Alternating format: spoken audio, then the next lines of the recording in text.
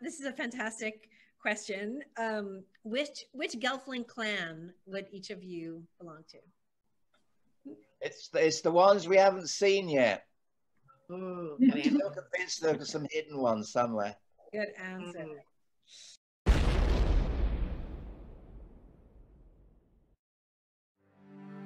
Remember when Froud dropped that bomb? If you follow me on Twitter, you know that I've talked about that quite a bit. And this was taken from an interview with cast and crew done last year before the show's cancellation. So what could this mean? And what could it convey for the future of the show? Well, one theory I've been wanting to discuss for a while now is the possibility of secret or hidden Gelfling clans. Could there be more than we know? What if there are clans which were not established or even discovered by the Skeksis, totally and purposely independent from the rest? But why would they exist? And what is their reason for secrecy? This picture here was another image that really grabbed my attention, pointed out to me by one of you loyal fans.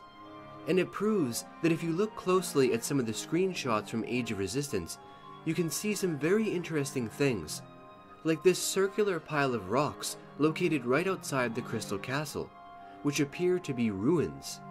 It could be natural, but it sure doesn't look like it to me. So who could have lived here, and why is this site so close to the castle?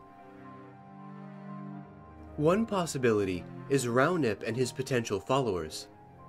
In the creation myths, you remember that when Rounip discovers that the Urskeks are exiles from their own home planet, he gives an impassioned speech to some of his dedicated Gelfling friends, revealing this information and reminding them that they, the Gelfling, are the true inhabitants and stewards of this planet, and before the Urskeks came, did not require any of their guidance, and now they were having their home stolen from them.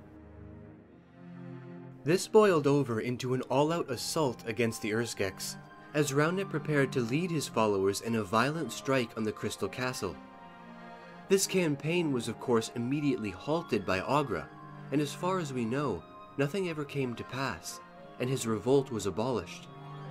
But if there's one thing we know about the Gelfling, it's that they don't back down and forget after being whipped into a justified frenzy, and it could be possible that many of his followers, perhaps at the request of Rounip himself, formed a secret underground organization that was only strengthened by his apparent sacrificial death, and they still exist to this day. Another possibility is that a secret clan was formed not in the past, but far closer to the Age of Resistance timeline. Could it be that several members from each of the established 7 clans decided to end the segregation themselves, those who had deciphered the puzzle and figured out the answers long before Brea, and now they are leading a massive underground movement which will become more prevalent in Season 2. Could this even be a family secret? A hidden truth held captive by someone like the Almadra for decades? Perhaps it is a secret undiscovered by someone like Celadon, who will once again try to use it for malicious purposes, for her own gain. Or is this the faction that comes out of hiding to finally wage an all-out war against the Skeksis? Something they have been preparing for a long time, full of agendas, armies, and even secret weapons. A force which could place equal blame on the Gelfling for their own destruction. And also, we can't forget about the Firelings, the fascinating race of beings from deep within the core world. In fact, many people actually think that that is what Froud was talking about when he dropped that bomb, meaning that he was referring to the future of the Dark Crystal universe.